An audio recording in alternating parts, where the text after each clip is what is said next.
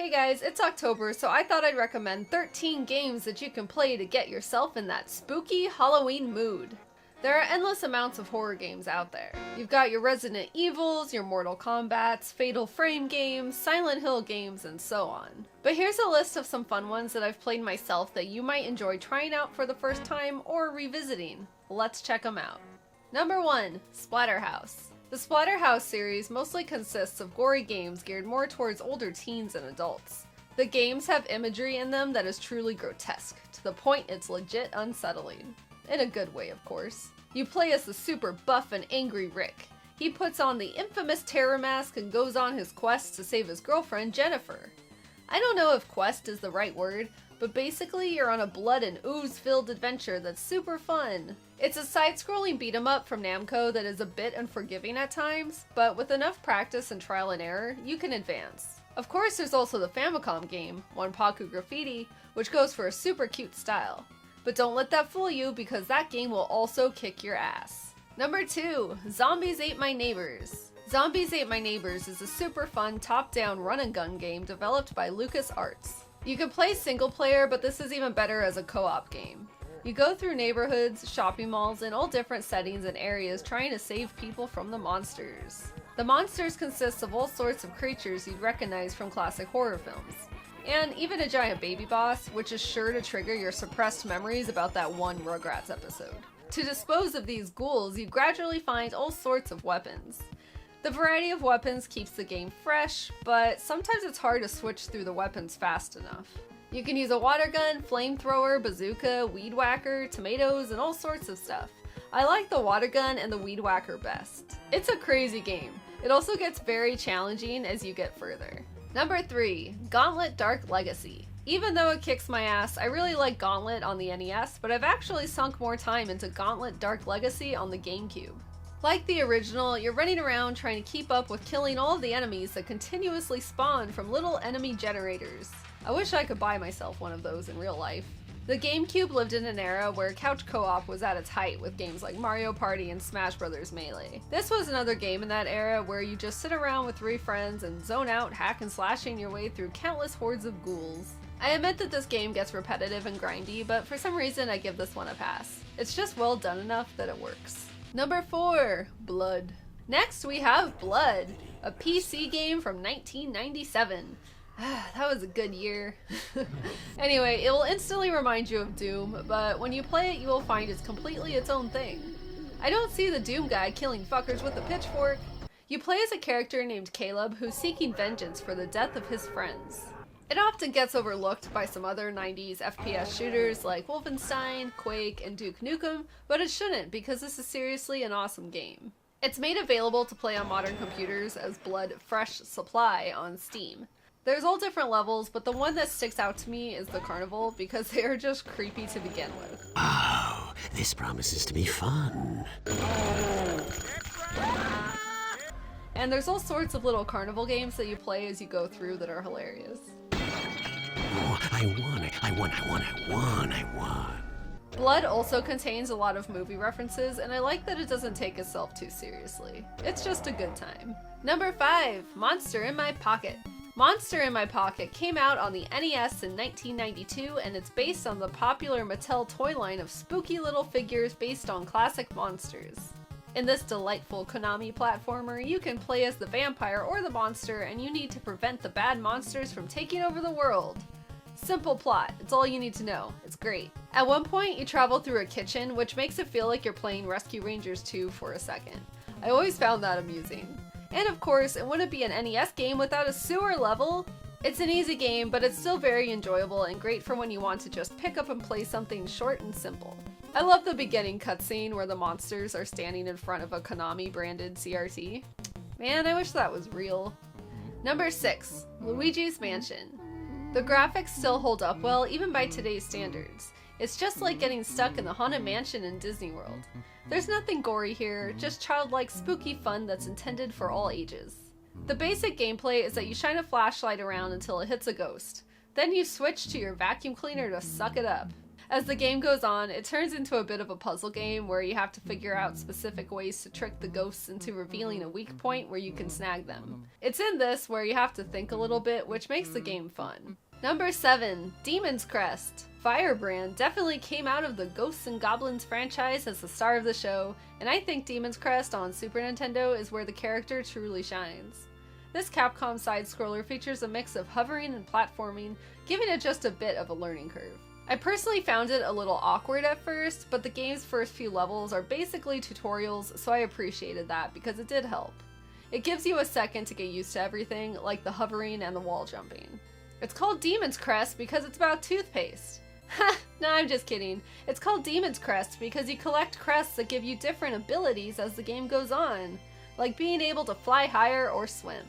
It features some awesome Mode 7 elements in the Final Fantasy style overworld segments. Yeah, everyone likes talking about Mode 7. This is because you can fly around and choose the order of the levels, which is kinda cool. It's a really nice looking game. It's a pretty difficult game where if you die they send you all the way back, so be warned. Besides Demon's Crest, our favorite little demonic gargoyle also appears in Gargoyle's Quest on the Game Boy, as well as Gargoyle's Quest 2 and Demon's Crest on the NES. Those games are also worth playing. Number 8, Escape from Monster Manor. Even the crazy old 3DO had some spooky games on its roster, and I'd like to include Escape from Monster Manor by Electronic Arts on this list. It's your typical FPS of its time, but it's weird and quirky enough to check out if you can. You are trapped in a haunted mansion, and you're looking for pieces of a sacred talisman in every level. Along the way, you need to find your way through the mansion while avoiding all kinds of awesomely 90s 3D ghouls. One of the main things I took away from this game was the soundtrack. It's pretty unsettling at times with random screams and crazy atmospherics. So if you have a thing for 90s first-person games, then I'd say check this one out if you can. Number 9, Jekyll and Hyde. Obviously, this game sucks, but it does have some qualities that I think make it worth mentioning, despite the shittiness. So just hear me out. Firstly, I love the title screen. There's just something about that creepy hand slowly reaching up and grabbing the start button. I love it. Kind of in a way to Simon's Quest, this game has a ton of flaws, but there are a few redeeming qualities. For example, when you turn into Hyde and it becomes a distorted world, the environment looks awesome. It's the perfect NES Halloween backdrop. This might seem like an odd recommendation, but sometimes bad games can be fun to play because it's fun to laugh at them. Number 10, Super Ghouls and Ghosts. Super Ghouls and Ghosts on the Super Nintendo is the third entry in the Ghosts and Goblins series. I picked this one over the NES game or Genesis game because I think the presentation is superior. The Genesis one is great as well, but this is one of the games they would use to show off the graphics of the Super Nintendo, and they still look beautiful today. Just look at how awesome the effects are when you use one of Arthur's ultimate attacks and he has upgraded armor. Or check out some of these backgrounds like the water or ice levels. It just looks amazing. To top it off, the game has one of the best soundtracks to a retro game that I can think of. As far as the gameplay goes, sure, it's super duper hard. This series is known for being difficult, but at least there are difficulty settings, which, kind of help. As far as being spooky, I mean, this has more zombies, demons, and ghouls than you can shake a stick at. There is a very creepy ghost ship and a whole area that just straight up looks like hell. What more could you ask for? Number 11, Nightmare on Elm Street. Nightmare on Elm Street on NES was released in 1990 and was developed by Rare, but unfortunately sports the LJN Rainbow of Shame because that's who published it. But don't let that scare you away. This is actually one of my favorite games on the NES. You can play this by yourself or with up to 4 people, which I don't recommend. This game is totally meant to be enjoyed by yourself. It's a side-scrolling platformer, and in some cases, I guess it could also be described as a beat-em-up. You have to be on the lookout for the expected spooky creatures, like ghosts, skeletons, flies, giant spiders, and more. In order to make it out of a level, you need to be sure to grab all of Freddy's bones, and then you can fight him in a boss battle. During these battles, Freddy takes various forms, and it's pretty amusing, like his glove with an arm made out of balls, which also makes an appearance in Battletoads vs. Double Dragon. Both are rare games after all. When you beat Freddy, you get a key to the next house, aka the next level. And that's where the one kinda shitty thing about this game comes in. If you're not standing in the exact correct position, it won't let you go into the house, even though you might be trying to access the correct house. If you've played this, you'll know what I mean. When you enter the dream world, the enemies seem to get a little tougher and they also get spookier. All in all, it's a super fun game and it's addicting. It just takes some time to get used to. Number 12. Brutal Doom. Project Brutality. I feel like it's silly to tell you to play the original Doom, but now that Doom Eternal is out, there might be people that have yet to actually try the original, which you absolutely should. It's a game that everyone should play through at least once. However, since I know most people here already have, I want to suggest looking up Brutal Doom Project Brutality. It takes everything that was great about the original Doom and amps it up to 11. More gore, guts, and guns. Yeah! I mean, what's more to say? It's Doom, but more awesome. It's fun and it gets your aggressions out. You need to play it. Number 13. Castlevania! Like all the Castlevanias. How can I not mention Castlevania? I don't care which one you play. Well, I'd say go for any of the linear ones, but if you want Symphony of the Night, I won't stop you. This series has it down when it comes to capturing the spooky essence of the fall season. The first game in the series on the NES is as classic horror as you can get. Bats, skeletons, mummies, Frankenstein, and Dracula. There's no game more Halloween than this. And it's also a love letter to classic Universal monster movies. You could never go wrong. The second game, Simon's Quest, does have a bad reputation for a lot of reasons. I mean, I love the Castlevania franchise and I haven't even put that much time into it yet. At least at the time of recording this video.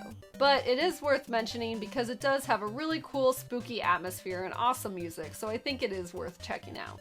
The third game, Dracula's Curse, is one of the best games on the NES and one of my favorite games of all time. You can choose different paths and switch between characters, which set it apart from many other games of the time. You'll find yourself playing through this game many times over to experience the different characters and different pathways. Because of this, it has a lot of replayability and it makes it one of the very best horror games you can play. Another fantastic one that often gets overlooked is Castlevania Chronicles. It's probably the toughest game I ever finished, but holy moly, I enjoyed the hell out of it. My biggest takeaway were the detailed backgrounds throughout that really give it an extra layer of depth. It's downloadable on the PS3, which is probably the easiest way to try it these days. Castlevania Bloodlines is the only Castlevania title for the Sega Genesis, and it's one of my favorites. You can play as John Morris, who is a Belmont descendant that offers more of a classic Vania experience since he has a whip. Or you can be Eric Lacard, whose main weapon is a spear. I like them both, and it all depends on your mood. Over time, Castlevania has become my favorite video game franchise because it has everything you need for addictive games. Fantastic music, great enemies, memorable boss fights, captivating scenery, and a lot of challenge. Yeah, some of the games are hard as balls, but that's what makes you keep trying. If you want to have a great time this Halloween season, pick up a Castlevania game. So there you have it, 13 spooky games to enjoy during Halloween time or whenever you're in the mood for something on the horror side. Obviously, there are a million horror games out there to choose from, but maybe this gave you an idea of what to play if you're looking for something creepy. What are some of your favorites that I didn't mention here? I hope you enjoyed the video, and thank you so much for watching. Be sure to check out my Halloween playlist for more festive videos. Happy Halloween!